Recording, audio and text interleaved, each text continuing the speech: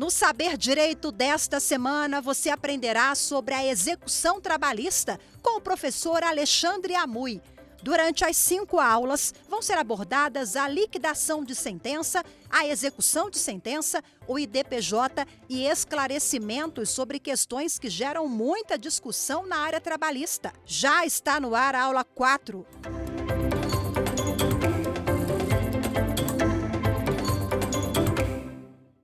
Bom dia, boa tarde, boa noite. Eu sou Alexandre Amui e estou com vocês para mais um bloco aqui no Saber Direito para tratarmos das questões que norteiam a execução do processo do trabalho ou no processo do trabalho.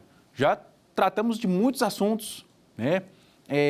Questões técnicas, questões de prazo, questões práticas. Espero que vocês estejam gostando, espero que vocês estejam aí aproveitando o conteúdo estudado. E aí, para esse quarto bloco, eu separei um assunto que tem tirado o sono de muito advogado, seja do exequente, seja do executado, e principalmente o sono dos empresários Brasil afora. Por quê? Porque existe no ordenamento jurídico a possibilidade de você falar o seguinte: empresa, já que você não tem grana, então eu quero a grana dos sócios. Eu quero o patrimônio dos sócios. Quando você analisa a norma processual civil, o processo no X comum, a afetação do patrimônio do sócio ou dos sócios depende da comprovação robusta de que houve fraude ou confusão patrimonial entre a empresa e o sócio. E aí eu até faço uma ressalva muito rápida aqui. Com exceção das grandes empresas, das grandes corporações, é extremamente comum os sócios não entenderem a função social dele no contrato social e que o patrimônio da empresa não necessariamente é o patrimônio dele. E aí o que nós temos? Temos empresas pobres, sócios ricos. Empresas quebradas, sócios ricos. É uma questão extremamente polêmica que, entendo eu, precisaria ser melhor analisada pela legislação trabalhista. Entendo que a legislação trabalhista é extremamente fraca nesse sentido. E a própria legislação que envolve a questão patrimonial empresarial. Poderíamos, já que copiamos muito dos Estados Unidos, copiar algo similar ao que acontece lá no que se refere a essas questões de empresa e sócios. Então, como eu estou aí já no ramo já há mais de 15 anos, o que eu mais vejo é isso. Sócio, desculpa o termo, montado na grana, empresa quebrada. Peraí, mas como que a empresa pode estar quebrada e o sócio tendo aí quantias comensuráveis de bens e valores?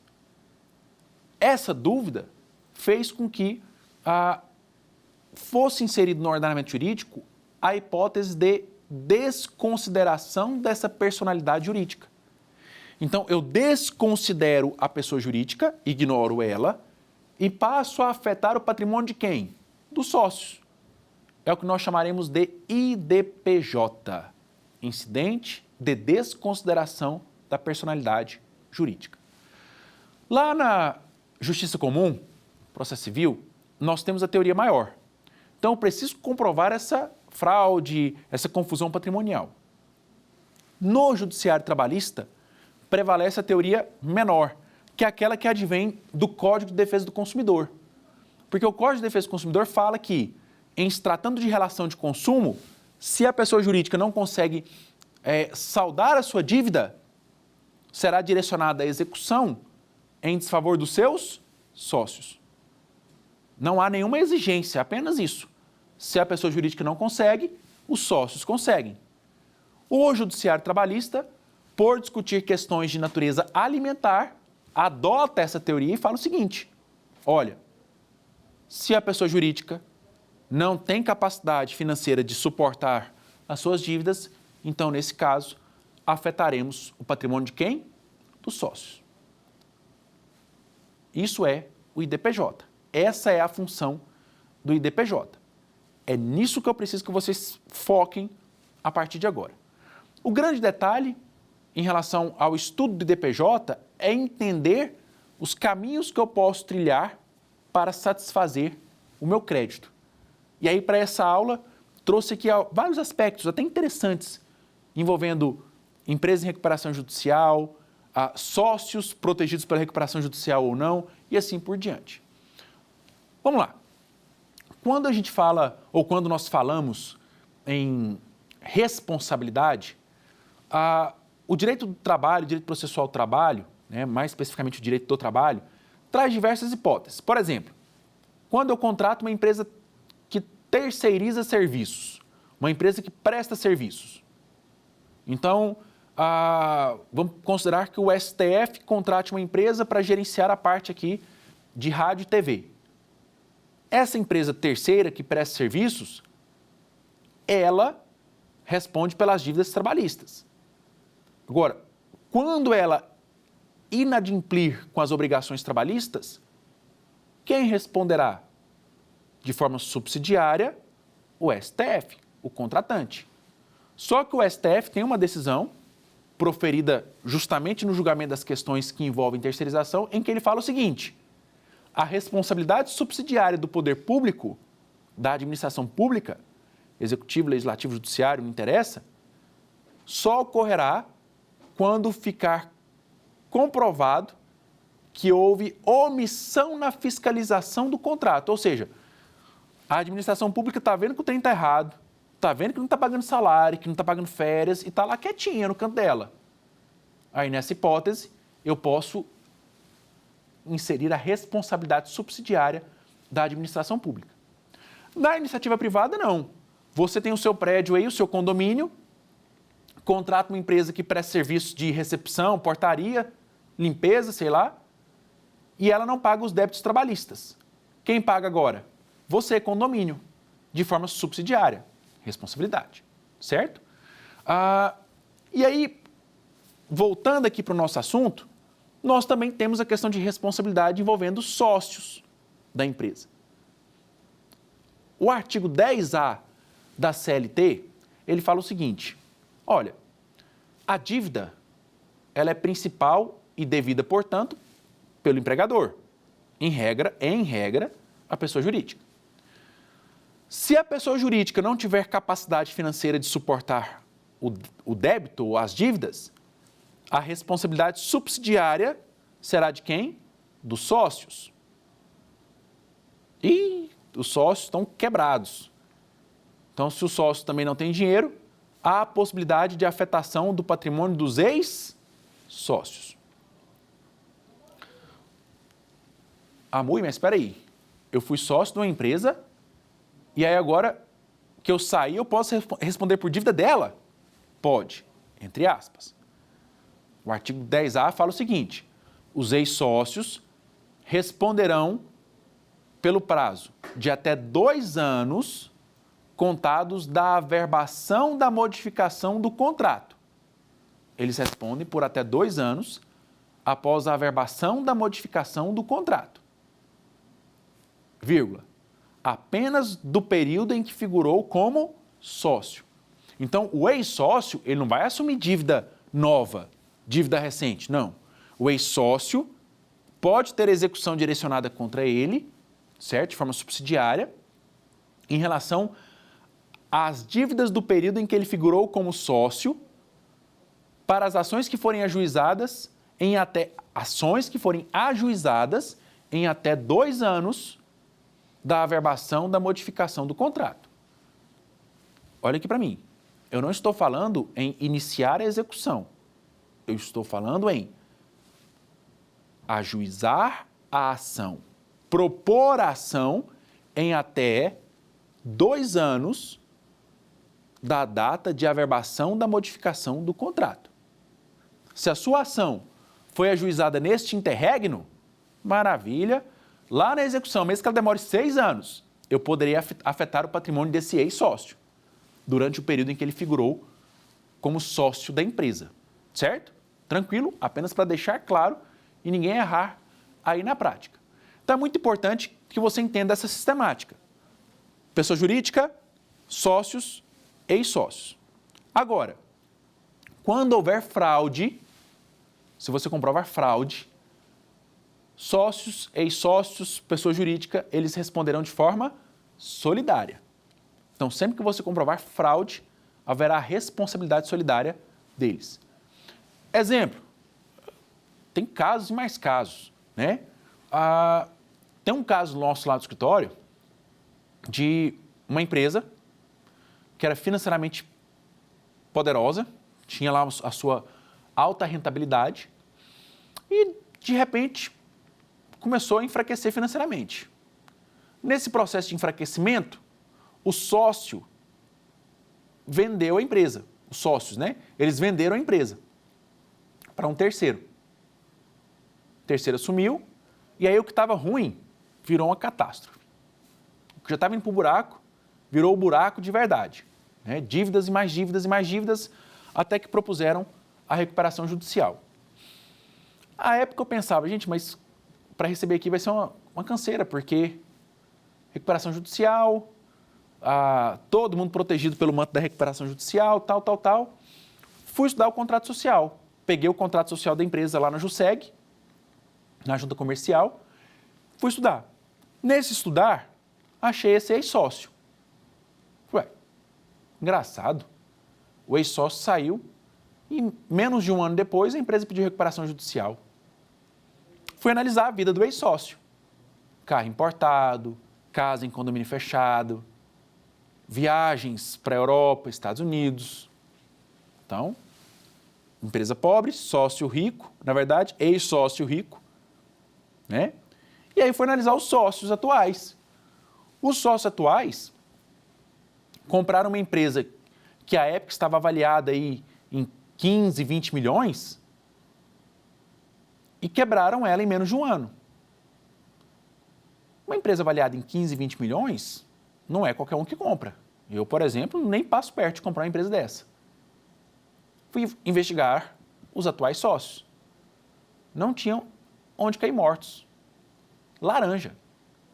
Peguei, fiz toda essa pesquisa, fundamentei, papapá. Juiz, está aqui. Resultado, afetação do patrimônio de quem? Do ex-sócio. E essa execução já tinha mais de 6 anos que ele já tinha saído da empresa. Né? Só que ela envolvia um valor devido na época em que ele era sócio. Então, nós recebemos 100% do crédito de quem? Do ex-sócio, comprovando a fraude, né, na saída dele e ele respondendo de forma solidária com a empresa e com o sócio. Ok? Tranquilo? Então, sempre atentos a essas disposições da CLT para concurso, prova do OAB. Pessoa jurídica, sócio, ex-sócio, subsidiário. Solidário quando? Quando houver fraude. Lembra disso. Ok. Passada a fase da responsabilidade, pessoa jurídica, sócio e sócio, passamos a falar da questão que envolve grupo econômico. O que é grupo econômico? É um conglomerado de pessoas jurídicas ou naturais que desenvolve a atividade econômica em conjunto, em um grupo. Mesmo que elas possuam autonomia, mesmo que elas possuam a sua individualidade em relação à administração, em relação a finanças, CNPJ distinto, não me interessa. Vou citar um exemplo.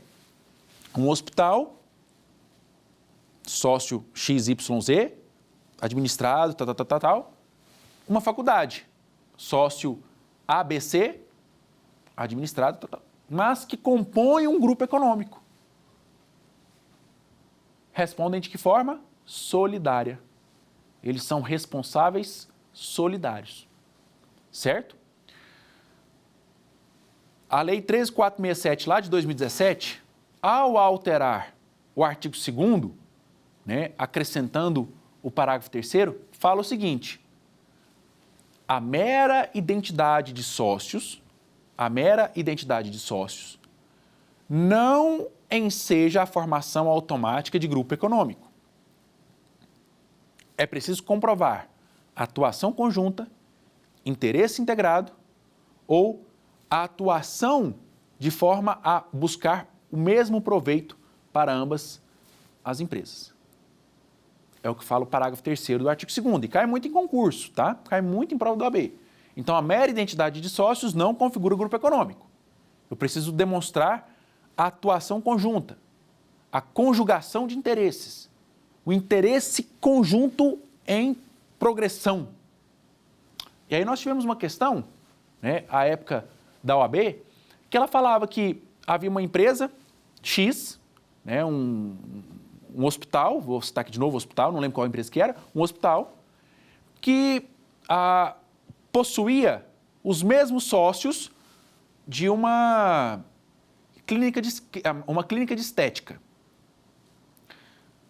Até aqui, forma grupo econômico?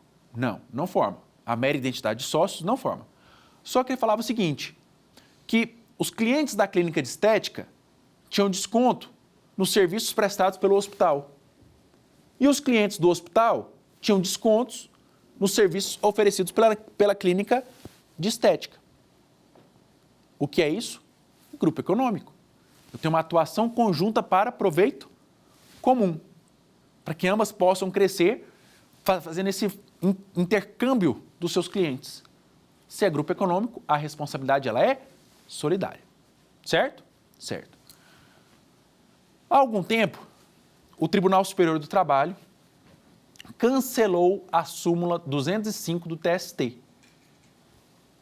Essa súmula falava o seguinte: o direcionamento da execução contra outras empresas só pode ser feito caso ela tenha integrado o polo passivo da ação cognitiva. Ou seja, melhor explicando, eu só poderia direcionar a execução contra uma outra empresa, que não a devedora principal, se essa outra empresa também tivesse participado da ação desde o início. Eu lembro quando eu comecei a advogar, que ainda estava vigente a súmula, já cheguei a ajuizar a ação contra 15 empresas, contra a contratante e outras 14 que eu falava que era grupo econômico, por conta da súmula, para você evitar perda de direito. Aí o TST foi cancelou a súmula, tornou sem efeito.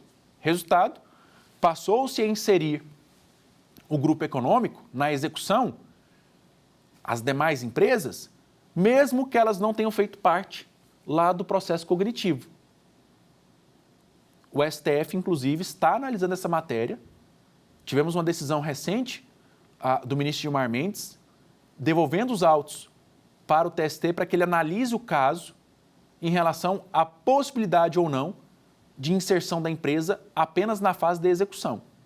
Então, é um assunto que ainda demandará uma análise conjunta do STF. Espero eu que a decisão seja a mais sensata, que é a de, não é matéria constitucional. Primeiro, então é competência do TST. Beleza. Segundo, mesmo que seja matéria constitucional, ser possível a inserção do grupo econômico apenas na fase de execução, até por questões de economia e celeridade processual. Uma vez que inserir 3, 4, 5 empresas no polo passivo tumultua o processo e demanda mais tempo para a liquidação do crédito. Aí você me olha e fala assim, olha, Amui, mas espera aí, se eu insiro a empresa apenas na fase de execução, então, cadê o contraditório? Cadê a ampla defesa? Aí que entra o chamado IDPJ, Incidente de Desconsideração da Personalidade Jurídica. Essa ferramenta foi criada para acabar com isso. De acordo com o artigo 133 e seguintes do Código de Processo Civil, esse IDPJ ele será cabível na fase de execução, para buscar a satisfação do crédito, ou pode ser requerido na própria petição inicial. Então, já na petição inicial, você pede a desconsideração para afetação de patrimônio de sócios ou de empresas que pertençam a esses sócios. Beleza. O mais comum é nós usarmos já direto na fase de execução. Mais fácil, mais simples, né, de se debater. Esse IDPJ, ele seguirá o rito do procedimento comum em relação à forma, mas ele é considerado uma espécie de intervenção de terceiros na fase de execução. E aí existe uma polêmica em relação a isso lá na hora do recurso, que nós falaremos adiante. Mas perceba, qual é a função do IDPJ? afetar o patrimônio dos sócios, ex-sócios, ou de empresas que pertencem àquele grupo econômico, ou até mesmo a desconsideração inversa da personalidade jurídica. Alexandre, o que é isso? Desconsideração inversa da personalidade jurídica? É quando você afeta o patrimônio de outras empresas que pertencem ao sócio. Não porque é grupo econômico, mas, já que ele é sócio de outras empresas, que essas empresas respondam pela dívida dele. E aí depois eles façam um acerto de contas internamente, né? Administrativamente. Certo? Essa é a ferramenta adotada hoje pelos artigos 133 e seguintes do Código de Processo Civil e pelo artigo 855-A da CLT, acrescentado pela Lei 13.467 lá de 2017 e admitido o uso pelo TST nas instruções normativas 39 e 41. Beleza? Beleza. Amui, quem propõe o IDPJ? O IDPJ ele é proposto mediante requerimento da parte. Esse foi o entendimento do TST nas instruções normativas. Se a parte não fizer o requerimento, o juiz não pode redirecionar a execução contra sócios, ex-sócios e empresas de grupo econômico. Inclusive, participo de algumas ações em que houve a necessidade das empresas de apresentar uma ação correicional junto ao TRT e falar, TRT, a juíza está fazendo errado, porque ela só pode direcionar contra sócio e ex-sócio mediante requerimento da parte. Se não houver requerimento da parte, já era. E aí o tribunal julgou a ação correicional favorável e mandou paralisar tudo. Falou, pode parar e pode arquivar tudo. Por quê? Porque o IDPJ ele só pode ser iniciado mediante requerimento da parte. Tem exceção? Tem. A exceção se refere ao IDPJ no ius postulante, ou seja, quando a parte ajuiza uma ação sem o patrocínio de um advogado. Aí sim o juiz pode agir de ofício e conduzir essa ferramenta, né? Inclusive, tem um amigo meu que ele é juiz que ele fala o seguinte, Alexandre, se eu pego uma empresa que eu estou percebendo que ela está fazendo coisa errada, né, fraudando, ocultando patrimônio, e eu percebo que os advogados não pedem nada em relação a isso, eu verifico se tem algum ius postulante. Se tem, eu vou lá e faço o IDPJ. Faço as pesquisas lá naqueles sistemas que nós comentamos no bloco 2, né, e verifico fraudes patrimoniais. E tento receber o crédito para aquele ius postulante. E fico torcendo para alguém ver, né, para poder pegar aquilo que eu pesquisei e utilizar como prova nos seus requerimentos, né. Por que ele faz isso? Porque ele não pode sair compartilhando, não pode sair comentando, nem divulgando, olha, empresa tal tem grupo econômico. Ele, juiz, não pode fazer isso, certo? Ele só pode fazer a busca de bens, patrimônios em relação aos sócios e ex-sócios, quando for ius postulante, certo? Tranquilo? Então, instrução normativa número 41 do TST. O juiz não pode agir de ofício. Beleza. Como que funciona o IDPJ? Proposto o IDPJ, as partes serão citadas, ou seja, eu chamarei ao processo sócio, ex-sócio e outras empresas que porventura façam parte desse grupo econômico ou da desconsideração inversa da personalidade jurídica. Certo? Certo. Então são citados. Após regularmente citados, eles terão um prazo de 15 dias para oferecimento da defesa. Isso mesmo, porque eu não posso impedir essas empresas de ter acesso ao contraditório, de ter acesso a um devido processo legal. Elas têm direito de defesa. Amor, mas espera aí. Se eu não tenho direito de discutir a dívida principal, vou discutir o que aqui agora?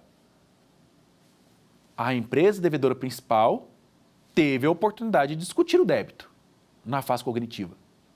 Se discutiu mal discutido, problema dela. Você agora responde por ser ou não um grupo econômico. Se você provar que não há grupo econômico, se você provar que como ex-sócio você não responde, beleza, maravilha, você ganha o IDPJ e o credor fica sem receber nada. Agora, se você não comprova, se reconhece o grupo econômico, se reconhece a responsabilidade dos sócios, o que acontecerá? Acontecerá de você pagar a dívida e aí o direito processual civil lhe garante a possibilidade de ingressar com uma ação regressiva contra quem te causou prejuízo para você receber aquele crédito, a pessoa jurídica e assim por diante, certo? Então, o entendimento hoje é o IDPJ, o contraditório em ampla defesa, refere-se apenas à existência ou não de grupo econômico, à responsabilidade ou não do sócio ou ex-sócio, questões técnicas. A questão de mérito principal, que resultou no título executivo judicial, não pode ser rediscutido no IDPJ.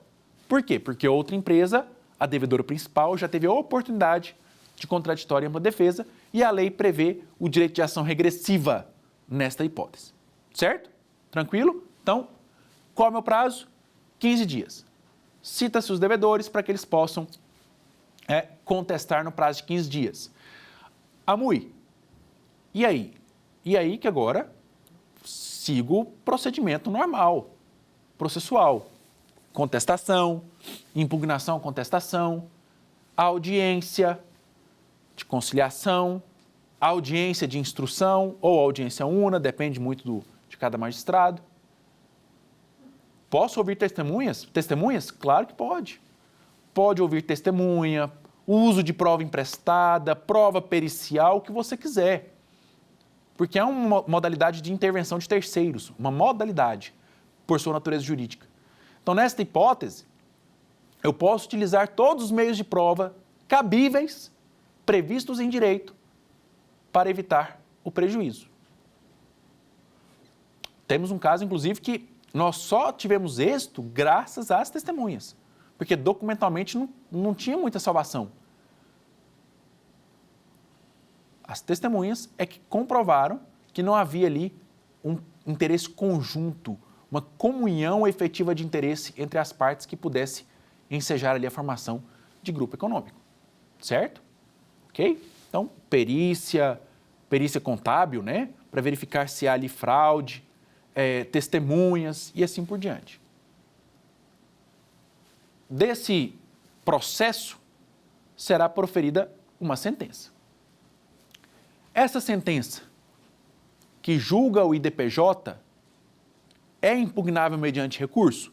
Sim. Ela é impugnável mediante agravo de petição. Lembra do bloco anterior? Na fase de execução, agravo de petição. De novo, como eu estou no IDPJ e o IDPJ é na fase de execução, então qual é o recurso cabível contra a sentença que julga o IDPJ? Agravo de petição. Certo? Prazo de 8 dias úteis, conforme nós estudamos anteriormente. Até daqui a pouquinho eu volto, tá? Não me deixe esquecer, para falar os detalhes desse agravo de petição em relação ao que entende a jurisprudência e ao meu entendimento. Eu quero dar o meu pitaco em relação a esse assunto, certo? Mas antes disso, imagine você, uma execução contra uma empresa já aí há 2, 3, 4, 5 anos, sei lá. Louco para botar a mão na grana, no patrimônio e nada. E aí você propõe o IDPJ. Tem um caso interessante de um cliente que eu vou contar primeiro a fala dele para depois contar por que ele estava equivocado. Ele mandou uma mensagem: uai, doutor, mas você mandou citar o sócio lá e o cara é mala, agora ele vai esconder o dinheiro, e aí, bicho, por que você fez isso comigo? Aí eu virei para esse cliente meu e falei assim: cara, quando você é cliente, então você tem todo o direito de falar besteira. Mas eu, como advogado, tenho o direito de corrigir a sua besteira. Vamos lá. Sim, se eu quero afetar o patrimônio do sócio, eu tenho que avisá-lo. Não posso simplesmente afetar o patrimônio do nada e vida que segue. Não. Eu preciso avisá-lo. Citação. Isso é um procedimento processual. Certo? Só que você não leu um trechozinho antes da ordem do juiz para citar. Eu, em seu nome, pedi ao juiz a concessão de uma tutela de urgência para que fossem arrestados os bens desses sócios para garantir a execução, uma vez que havia risco iminente de fraude, já que sócio rico, empresa pobre. Então, quem tem condições de esvaziar o patrimônio da empresa tem condições de esvaziar o próprio patrimônio para não cumprir com as obrigações trabalhistas. E eu fiz com base nos artigos 294 e seguintes do Código de Processo Civil. Qual o resultado? O juiz deferiu, fez o bloqueio dos bens até o valor integral da dívida e depois mandou citar o devedor, o sócio, para apresentação de defesa e demais procedimentos no IDPJ. Aí, entendi, agora estou mais aliviado. Falei, ainda bem que você está aliviado, ainda bem que nós temos chance de receber esse crédito. Então, perceba, é possível, é cabível a apresentação ou deferimento de tutela de urgência no IDPJ? Sim, por aplicação subsidiária dos artigos 294 e seguintes do Código de Processo Civil. Evidência, urgência, o que vocês quiserem, certo? O grande detalhe é que, da decisão que julga a tutela, cabe recurso de imediato? Não, não cabe recurso imediato, porque é uma decisão de natureza interlocutória. Professor, mas espera aí. Houve deferimento à tutela de urgência, penhorou dinheiro meu, sócio ou ex-sócio, sei lá, e eu não tenho direito de recurso agora, vou ter que esperar com o meu dinheiro lá paralisado? Em tese, sim, porque é uma decisão interlocutória. Tem de aguardar o julgamento do mérito. E aí? E aí, que nesta hipótese, se realmente houver evidências de erro do Poder Judiciário, com ofensa a direito líquido e certo seu, é cabível a impetração de mandado de segurança. Perceba, ele não é um sucedâneo recursal, ele apenas está tentando indicar para o tribunal que há um erro técnico e nesse erro técnico aquela execução não pode ser mantida, aquela penhora não pode ser mantida. Tem tribunais que aceitam mandado de segurança, tem tribunais que não. É uma guerra. Até nesse momento a gente faz aquela crítica à legislação. Se trata de um assunto tão específico, por que não esmiuçá-lo, debatê-lo, antes de sair publicando qualquer coisa? Aqui no Brasil as leis são feitas muito a toque de caixa. Muda o governo, muda a lei, e faz de qualquer jeito. E nesse fazer de qualquer jeito, existem essas lacunas, essas omissões, que geram extremo prejuízo para a parte exequente, parte executada e para o próprio Poder Judiciário, que fica indo e vindo com entendimentos jurisprudenciais. E aí daqui a pouco eu vou citar um exemplo dessas indas e vindas de entendimento jurisprudencial, certo? Então, dentro desse diapasão, dentro disso que foi falado, quando eu trato da tutela de urgência, eu tenho uma questão interlocutória. Se é uma questão interlocutória, não cabe recurso de imediato. Beleza? Beleza. Agora, olha aqui um caso interessante que ocorreu conosco lá no escritório, recentemente. O cliente nos procurou, contou o caso e tal, fui analisar o processo.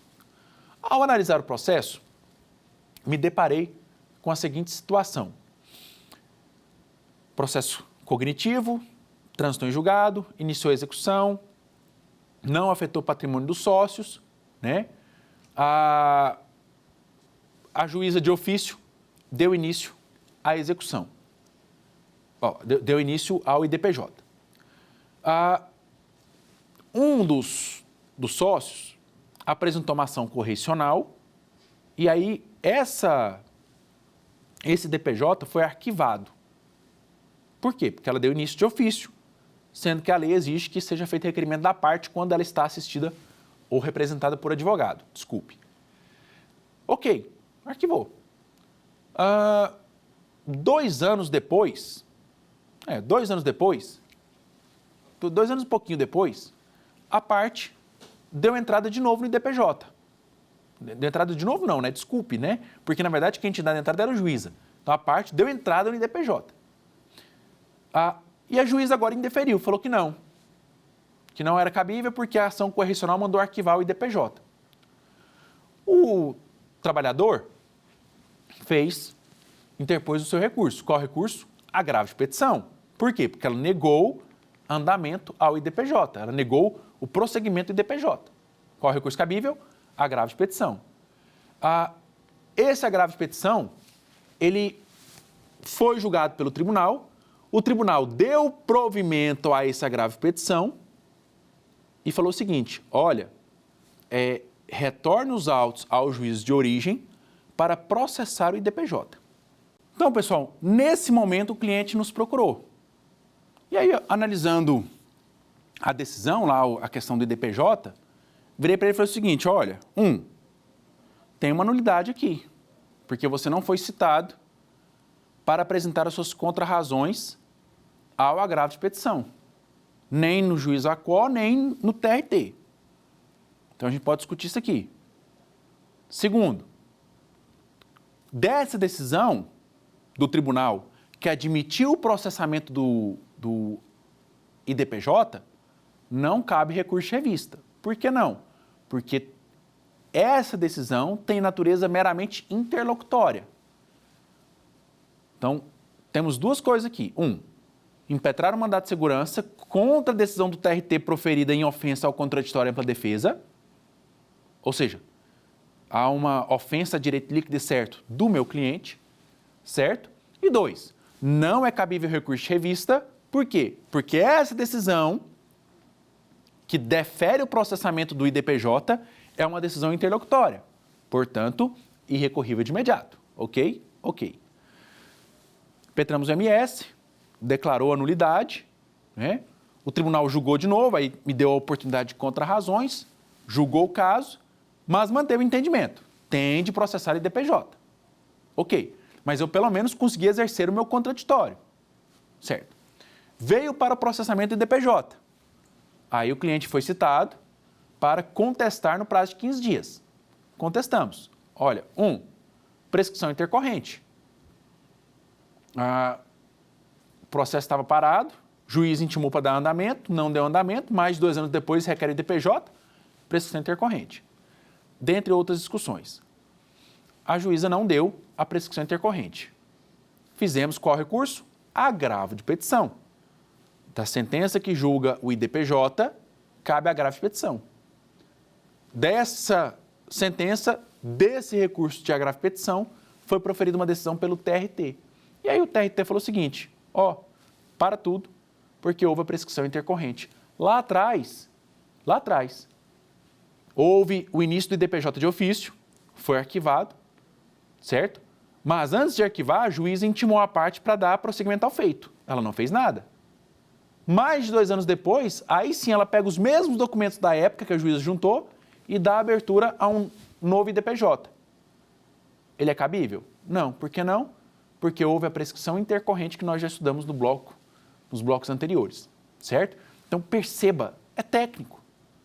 Chegou um caso desse para você, caiu na prova de concurso, prova do OAB, estude os detalhes, verifique os detalhes, para que você não incorra em erro em relação a prazos, formas e assim por diante, ok?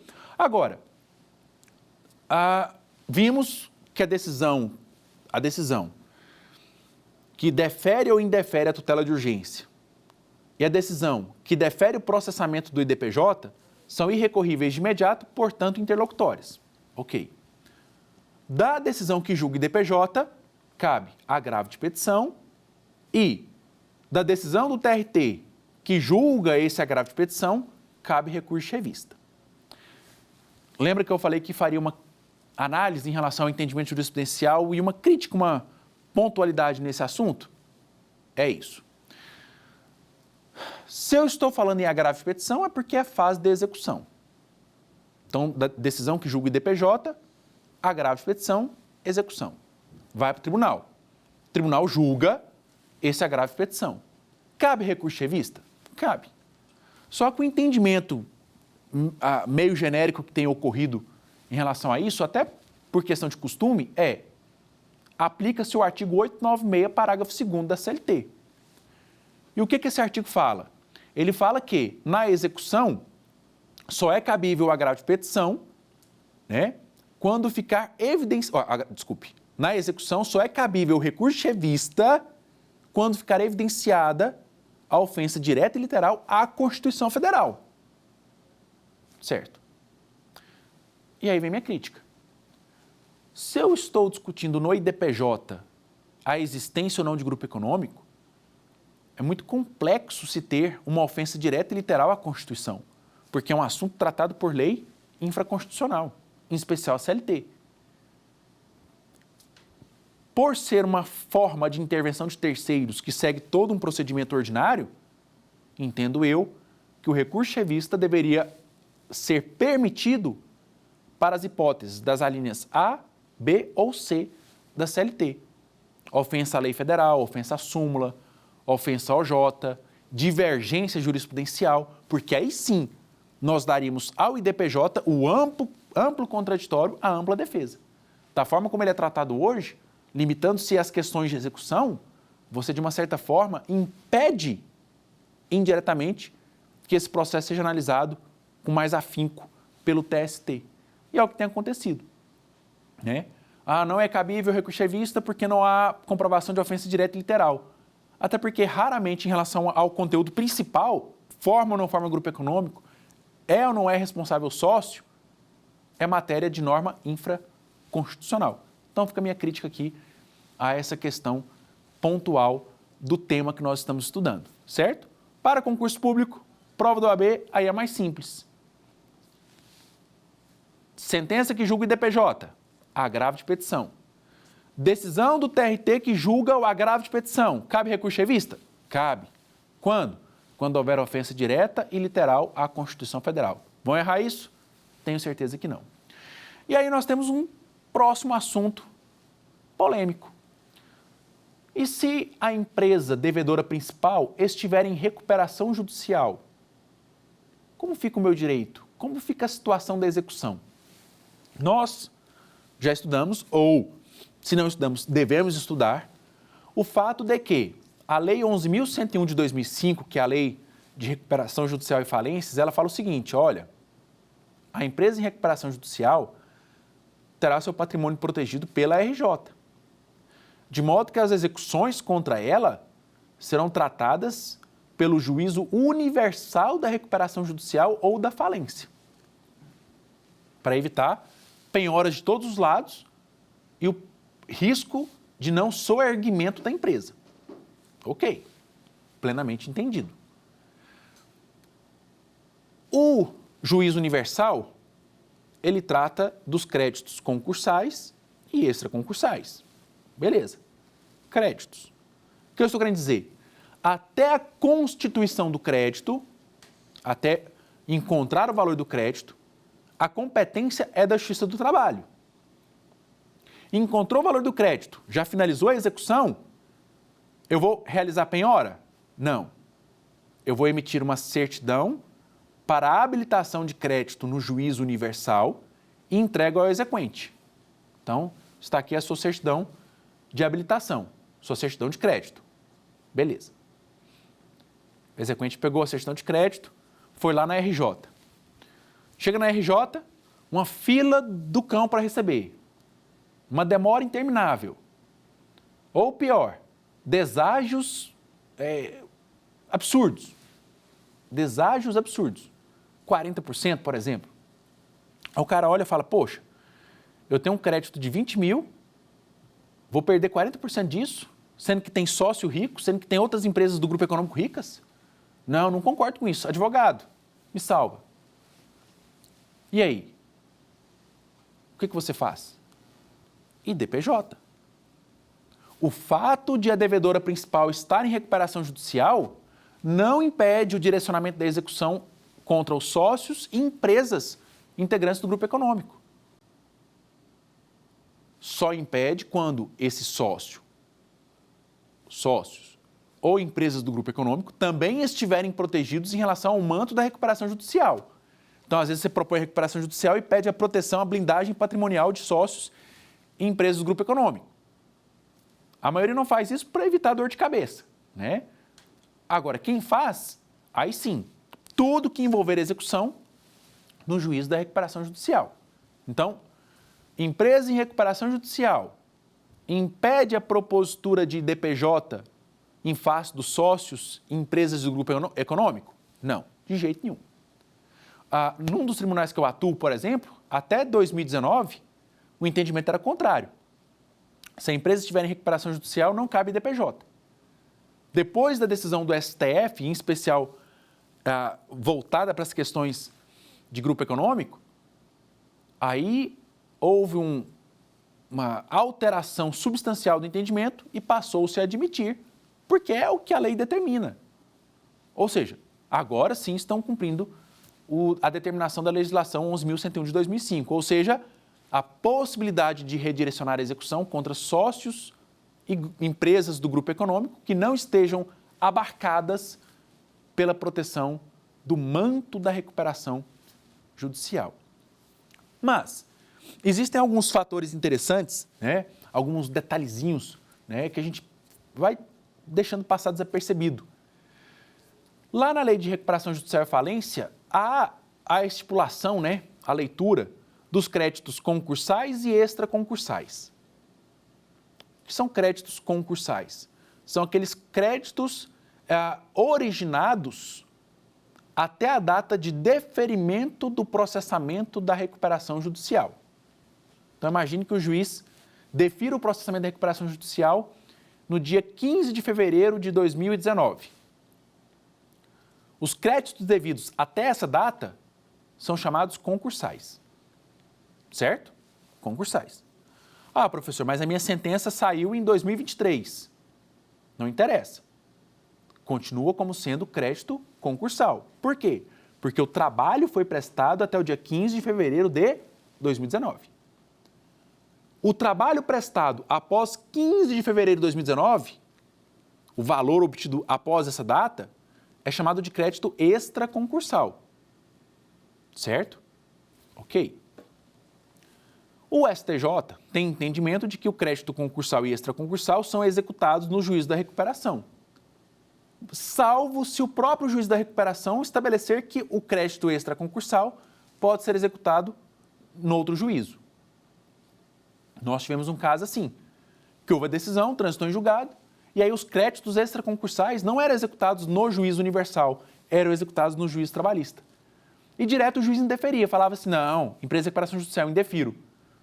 Aí eu recorria falando, excelência, mas o próprio juiz da recuperação judicial está proibindo a execução de créditos extraconcursais. Então, esses detalhezinhos é que fazem diferença na sua vida profissional.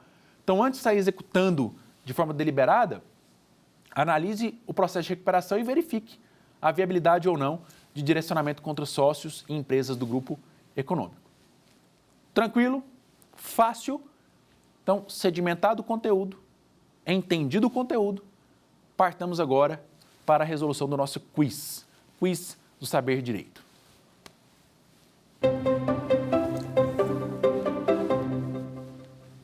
Vamos lá, pessoal. Primeira questão. Na reclamação trabalhista movida por Leonor, já em fase de execução, foram esgotados todos os meios de satisfação de seu crédito junto à empresa executada, requerendo Leonor a instauração do incidente de desconsideração da personalidade jurídica para a inclusão dos sócios no polo passivo da ação. Só uma observação. Obviamente que é uma questão, e é questão de te dar um caso concreto. O IDPJ, o incidente de desconsideração da personalidade jurídica, não exige que você esgote todos os meios possíveis de execução, tá?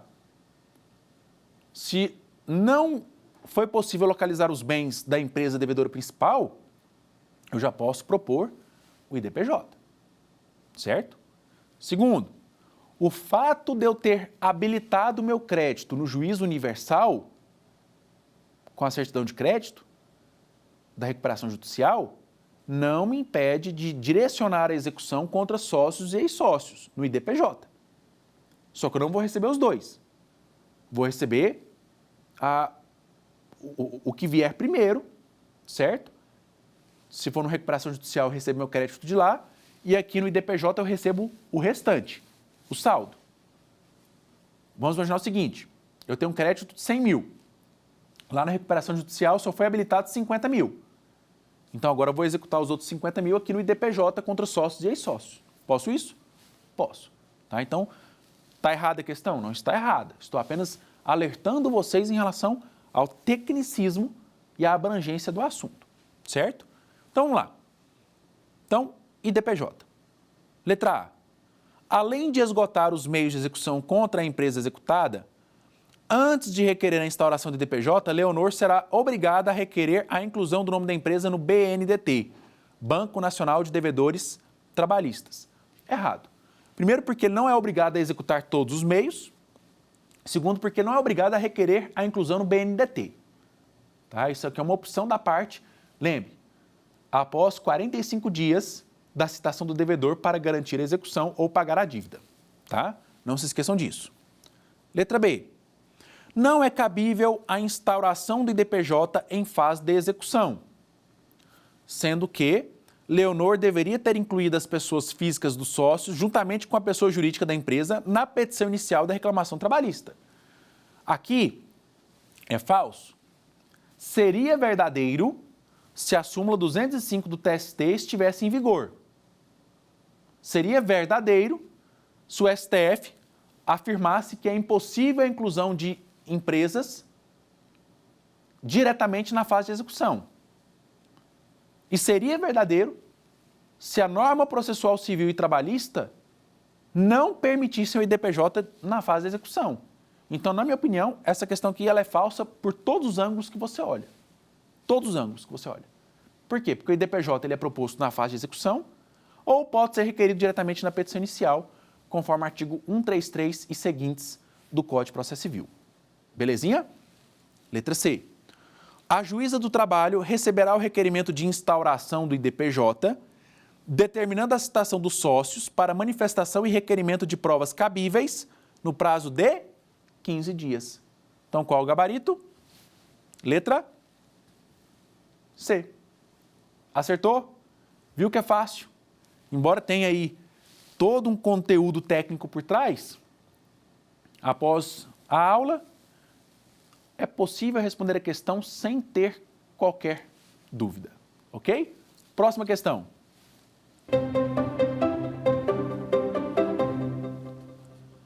A empresa Orange Distribuidora Agrícola Limitada foi demandada na Justiça do Trabalho, sendo requerida a concessão de tutela provisória de urgência em incidente de desconsideração da personalidade jurídica.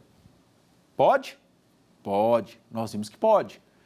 Com a aplicação subsidiária dos artigos 294 e seguintes do Código de Processo Civil. Então, sabemos que pode. Beleza. Assim, da decisão interlocutória que acolher ou rejeitar o incidente. Minha querida, meu querido, se você faz uma prova e a prova já te dá a dica no enunciado, se há o erro, você tem que ficar de castigo, porque é inadmissível. Assim, da decisão interlocutória que acolher ou rejeitar o incidente. A. Na fase de cognição, não cabe recurso de imediato. Na fase de execução, cabe agravo de petição mediante garantia do juízo. Letra C. Caberá recurso de agravo de instrumento se proferida pelo juiz de primeiro grau. Se proferida pelo relator em incidente instaurado originariamente no tribunal, cabe recurso originário. Vamos lá, vamos de baixo para cima. A letra D não fala nada com nada. Porque se esse DPJ ele é instaurado diretamente no TRT, em ações de competência originária do TRT, e o relator defere a tutela provisória de urgência, cabe recurso que a gente chama de agravo interno, o chamado agravo regimental, porque é uma decisão monocrática, certo? Não cabe recurso originário, aí ele meio que fala de forma genérica. Então, falso. Letra C. Caberá recurso de agravo de instrumento. Nem vou continuar lendo. Lembra do poema? Negou segmento, agravo de instrumento. Então, o agravo de instrumento no processo de trabalho apenas quando há negativa de segmento ao recurso interposto. Ponto. Letra B. Na fase de execução, cabe agravo de petição. Beleza. Ok. Mediante garantia do juízo. Errado. Erradíssimo. no IDPJ, incidente de desconsideração da personalidade jurídica, anotem isso para o seu concurso, para a sua prova do AB. Não é exigida a garantia à execução como requisito para interposição de recurso. Então, é possível você interpor recurso, o agravo de petição, por exemplo, sem a necessidade de garantir a execução. Por quê? Porque é uma modalidade de intervenção de terceiros, lembra? Ok? Então, a questão está falsa por isso, porque não há necessidade de garantia do juízo. Qual o gabarito, então? Coloca aí na tela. Letra A. Na fase de cognição, não cabe recurso de imediato. Por quê? Porque é uma decisão interlocutória. Fácil? Muito fácil, né? Próxima questão.